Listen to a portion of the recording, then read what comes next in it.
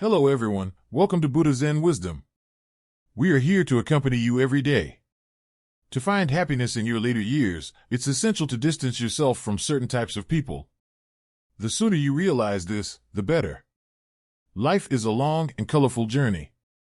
As time flows by, when we step into the twilight of our lives, we should learn to cherish every precious moment, immersing ourselves in the tranquility and beauty of life. However, on this long journey, some people may become obstacles to our happiness in old age. They not only fail to add color to our lives, but may also cast a shadow over our later years. As people age, they increasingly fear loneliness. What might seem trivial to young people can become an insurmountable hurdle for the elderly. It's undeniable that young people's emotions come and go quickly, but for older people, once they fall into the depths of life's hardships, it's hard to climb out. Everyone fears being alone, and this is especially true in old age. If you look closely, you'll see many scams targeting the elderly. The methods aren't sophisticated, and the loopholes are obvious, yet some elderly still fall for them. In fact, some elderly people are aware of the scams, but they are just too lonely. Even knowing it's a scam, they crave the warmth of someone's company. Therefore, as you age, you need to stabilize your emotions and life. Don't blindly fall into the trap set by scammers, or it will be hard to escape. Wise elderly people know there are 5 types of people they should avoid. As we reach the twilight of our lives, perhaps it's time to learn to let go and let the past drift away with the wind. 1. People surrounded by negativity. There are always some people in life who seem to be shrouded in gloom, never able to see the bright side of life. They constantly complain and spread negativity. Associating with such people will unconsciously darken your spirit and gradually dampen your mood. These people are characterized by their constant spread of negative emotions, such as frequently saying life is meaningless and hopeless. Long-term interaction with such people will surround you with negativity, potentially leading to mental health issues like anxiety or depression. For example, after retiring, Aunt Linda became close with an old friend who always complained about her ungrateful children and how boring life was. Aunt Linda, who was originally cheerful and optimistic, felt heavy-hearted after their conversations, even tossing and turning at night. Later, she reduced their meetings and started interacting with neighbors who enjoyed morning exercises, which significantly lightened her mood. In our later years, what we need is a heart that seeks the sun and an optimistic philosophy of life, not to be swallowed by endless negativity. Therefore, keeping a distance from such people, or even cutting ties, is the best way to protect your soul. 2. People who only take and never give. Some people seem never to understand gratitude, only knowing how to take endlessly. When we are young, out of kindness and sympathy, we might be willing to lend a hand. But in our later years, such giving will only leave us exhausted and cold-hearted. They only know how to take, never considering others' feelings. They might be financially dependent or make endless emotional demands. These people often ask for help, borrow money, or expect you to take on various responsibilities without ever expressing gratitude. This kind of relationship will drain you, especially in your later years when you should be enjoying a relaxed life but instead feel tired and uneasy due to others' constant demands. For instance, Uncle John had a distant nephew who often borrowed money under the pretext of financial difficulties but never repaid. Uncle John helped multiple times but found no change in the nephew's behavior. Eventually, he decided to refuse further loan requests, freeing himself from the entanglement. The most effective way to deal with such people is to learn to say no. Don't be afraid to refuse. For those who don't understand gratitude, you can politely but firmly tell them that your abilities are limited and you can't help much. Life in your later years requires mutual understanding and respect, not one-sided sacrifice and dedication. For those who only take and never give, learning to refuse and cut ties is a necessary choice to maintain your dignity and rights. 3. People who use others for personal gain. There are always some scheming people in life who are good at using others' kindness and trust to satisfy their own desires. In our later years, such behavior is intolerable because it not only causes material losses but also leaves emotional and dignity scars that are hard to heal. These people are characterized by always prioritizing their own needs, lacking sincerity, or trying to manipulate your emotions to achieve their goals. Once deceived, it could lead to financial losses or even the breakdown of relationships, causing trouble in your later life. For example, in Grandma Susan's neighborhood, there was a seemingly helpful neighbor who urgently needed financial help and borrowed $30,000 from Grandma Susan. It turned out the neighbor wasn't in urgent need but used the money for an investment that failed, and the money was never returned. Upon learning the truth, Grandma Susan was furious and regretful, blaming herself for being too trusting. She tried to get the money back, but the neighbor said, "I can't help it now, the money is lost. You should understand." Grandma Susan was deeply disappointed, fell ill, and lived in self-reproach, becoming more cautious in financial dealings. As the saying goes, you are the company you keep. Choosing friends is like painting on the canvas of life. It requires great caution, especially as we age. In our later years, we must not associate closely with those who are driven by profit. Such people only care about benefits. They may call you brothers on the surface, but are ready to turn their backs at any moment. Associating with them will only bring unnecessary trouble to your life. As the old saying goes, a gentleman's friendship is as light as water. True friends are not about benefits but about sincerity. In your later years, stay away from such profit-driven people to live a stable life. When encountering such people, always stay vigilant, don't easily agree to excessive demands, and consult your children or close ones when necessary to avoid making decisions alone. At the same time, maintain high alertness, cut losses in time, and sever ties, which is key to protecting yourself from harm. 4. People with vastly different values. In interpersonal relationships, besides emotional resonance, the alignment of values is more important. If two people's values are diametrically opposed, their interaction will only bring discomfort and pain. In our later years, we should choose to spend time with those who share similar values and can understand and support each other, making life more colorful and happy. These people are characterized by having opposite views on lifestyle and things, often leading to arguments. In your later years, such relationships will make you feel exhausted and drain your precious energy. For example, Grandpa Mike loves gardening, but his friend thinks it's a waste of time and always advises him to give it up. Every time they meet, Grandpa Mike feels his hobby is being negated, so he eventually reduces contact with this friend and returns to his own social circle, feeling more at ease. For those with severely mismatched values, learning to let go and cut ties is a wise choice to find a life circle that truly belongs to you. 5. People with a bad reputation. We all know that people don't just make trouble or speak ill of others for no reason. If you encounter someone who is generally disliked, be cautious.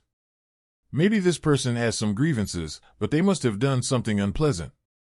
As the old saying goes, the masses have sharp eyes.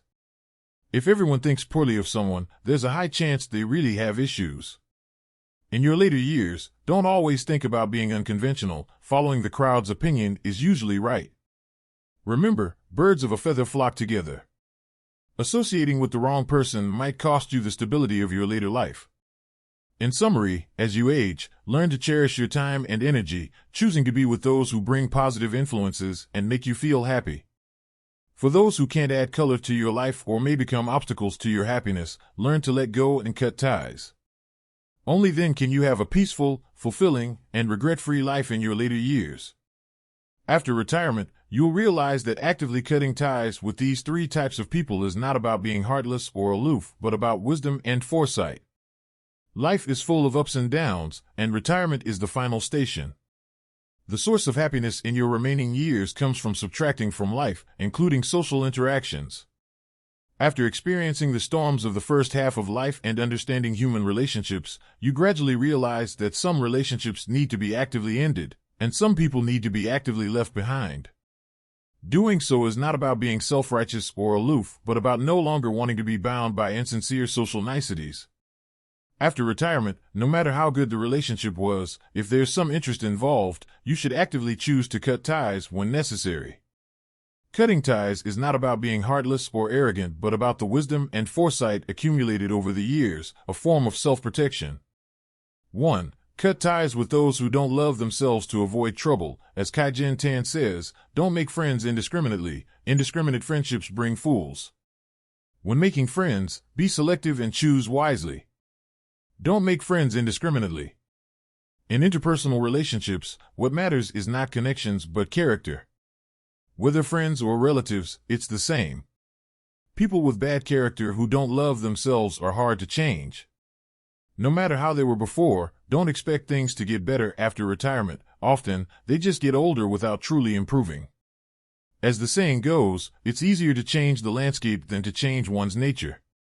When I was young, an older sister told me not to associate with those who betray marriage and family, especially of the same sex. For a long time, I didn't understand. After decades of life, seeing the cruelty and nakedness of human nature, I finally understood why to cut ties with those who don't love themselves. Because you never know when trouble will come. For example, after retirement, Sister Lou met a workout buddy. Others advised her not to associate with this person, but Sister Lou said, this sister stole someone else's husband when she was young. Now that she's old, how could she still have such thoughts? Until she saw the chat records between her husband and this sister on his phone, she truly understood the saying, guard against fire, thieves, and close friends. There's a saying that bad people grow old, not that they become good because they're old. Stay away from those who don't love themselves. It's better to be lonely than to associate with such people to avoid trouble. 2. Cut ties with those who don't know boundaries and respect to live a leisurely retirement life. Kylon said, there should be mutual respect between people, so no matter what the other person's profession or age, I respect them. People who know how to respect others and understand boundaries in speech and action will earn respect and love. In life, there's no shortage of snobs and those who lack boundaries. When you're working, you have to deal with them, but after retirement, cut ties. Such people will say all the nice words when you're useful, but when you're of no value, they'll show you their cruel side. Even if you meet, they'll pretend not to know you and walk away. Such people who don't know boundaries and are snobbish neither respect others nor themselves. In their eyes, only gains and losses matter. To those they need, they'll act servile. Cutting ties with such people allows you to enjoy a leisurely and comfortable retirement life with fewer worries and trivial matters. After retirement, stay away from those who don't know boundaries and don't respect others to avoid unnecessary troubles and anger. 3. Cut ties with those whose conditions are much higher than yours to avoid being wronged, hurt, and blamed. When I first watched In the Human World, I didn't understand why Zhou Bingyi's in-laws, Dongmei's parents, who were a provincial governor and a high-ranking official in the eyes of ordinary people, never met their in-laws until death. From an ordinary person's perspective, it seemed they looked down on common people, afraid of being asked for favors by their lower-class in-laws. After years of life experience, I finally understood the truth of life. Don't associate with those whose conditions are much higher than yours to avoid being wronged and looked down upon, hurting your self-esteem and being despised. After retirement, if there's a significant gap in economic conditions and lifestyle and consumption concepts, there will be many disagreements. If you can't keep up with the conditions of the better off and don't want to take advantage or be looked down upon, forcing yourself to bear consumption beyond your means will burden you and won't stand the test of time. Associating with those whose conditions are much higher than yours often results in one-sided efforts, a kind of humility, of showing warmth to someone who is cold. After retirement, without the need for promotions and raises, there's no need to associate with those much better off economically. Peace of mind, good sleep, and appetite are what matter. This is not about being inferior or not cherishing relationships, but about living quietly for both parties, with fewer worries and pressures. In conclusion, retirement is about leaving the workplace and living the life you like, following your heart to live happily. To avoid being exhausted after retirement, you must cut ties with the above 3 types of people. You'll find life quiet and pleasant. Cutting ties with those who don't love themselves allows you to enjoy a peaceful retirement life, avoiding trouble. Cutting ties with those who don't know boundaries and respect allows you to live peacefully in your own world, with a rich heart. Cutting ties with those much better off economically prevents you from bearing excessive pressure and humility, living a leisurely life. Actively choosing to cut ties, not overvaluing others or undervaluing yourself, is not about being heartless but about wisdom and foresight. After living with each of my children for 6 months, I finally understood where the elderly feel most comfortable living. I am 68 years old, and my spouse is 65. Our combined pension is over $8,000 a month. This amount isn't much, but it's enough to live comfortably if we don't spend recklessly. A year ago, my spouse and I had a sudden idea to take turns living with our children for a while to see where we'd be more comfortable in our old age when we can't move around much. We had initially planned to live in a retirement home, but in recent years, there have been more negative reports about retirement homes, making us fearful. So, we thought about staying with our children. We have 2 children. Our son, the elder, is 40, and our daughter is 30. We had our daughter in middle age and doted on her. She grew up sunny and understanding. Our house is old and small, a welfare house from the 90s, bought for less than $10,000. Over time, it has become dilapidated, with poor insulation and outdated decor, making it feel oppressive. Unable to afford a new house, we had to make do. After considering living with our children, we planned to sell our old house and give the proceeds to the child we'd live with. Both children welcomed us warmly, and we decided to try living with each for 6 months before deciding. We first went to our son's house. Traditionally, we thought our son would take care of us in old age. Our son and daughter-in-law treated us well, preparing a feast on our arrival and cleaning our room thoroughly. Their house, with large windows and a balcony, felt like heaven compared to our old house. We enjoyed our time there, contributing 1 pension as living expenses. However, over time, our daughter-in-law became increasingly critical of our habits, like not cleaning the toilet thoroughly or making noise while eating. Though she wasn't a bad person and cared for us when we were sick, her cleanliness standards caused tension. Eventually, we decided not to burden our son and left. Next, we went to our daughter's house. She and her husband welcomed us warmly, giving us a room and not minding our habits. We contributed 1 pension as living expenses and lived harmoniously. However, when her in-laws visited and saw us living there, they objected, saying they had bought the house and should live there too. To avoid conflict, we decided to leave after 6 months, planning to renovate our old house and live there independently. After living with each child for 6 months, we realized that there's no place like home. We renovated our old house, making it comfortable and enjoyable for our final years. We are now looking forward to a peaceful and happy retirement in our own home. Thank you for watching. If you found this content insightful, please subscribe so we can accompany you every day. Let's grow, be happy, and age gracefully together. See you next time.